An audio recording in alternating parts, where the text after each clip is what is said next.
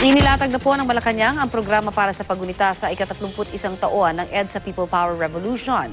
Giit ng palasyo, hindi porket simple ang selebrasyon ay minimenos na nila ang diwa ng EDSA. Balitang hatid ni Joseph Morong.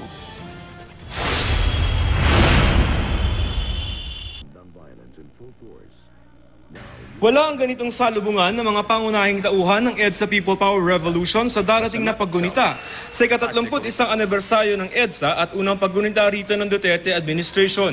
Sa schedule mula sa palasyo, may wreath laying at military honors sa libingan ng mga bayani sa Taguig. Sa February 23, may tour ng Malacanang Museum para sa mga kabataan. At misa sa Camp Aguinaldo at awarding ng EDSA People Power Commission at Spirit of EDSA Foundation sa February 24. Sa Sabado, araw ng EDSA People Power Revolution, magkakaroon lamang ng wreath laying at flag raising ceremony sa People Power Monument. 30 tao lamang ang inaasahang darating sa programa.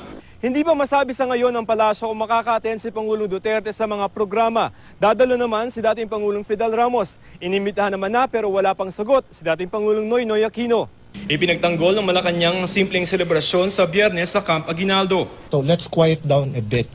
All right, let's remove the pomp and then think, reflect about what has happened over the past 30 years. And then let's move forward from there. Ayon kay EPPC Vice Chairman Joey Concepcion, nagahol na sila sa oras at hindi raw ibig sabihin na kapag simple ay minimenos na nila ang EDSA. May sinabi pa si Concepcion tungkol sa pinatalsik na diktador na si dating Pangulong Ferdinand Marcos. Marcos had a role to play in the Philippines. If there was no Marcos, there will be no Fidel Ramos, there will be no Enrile. Are we not hearing the start of historical revisionism? And it's dangerous because it's coming from a vice chair of a commission. In the end, we have to move on.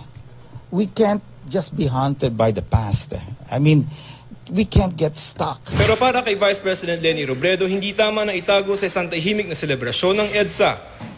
The anniversary is an event that to me deserves a more dignified treatment than a quiet celebration in the guise of moving on.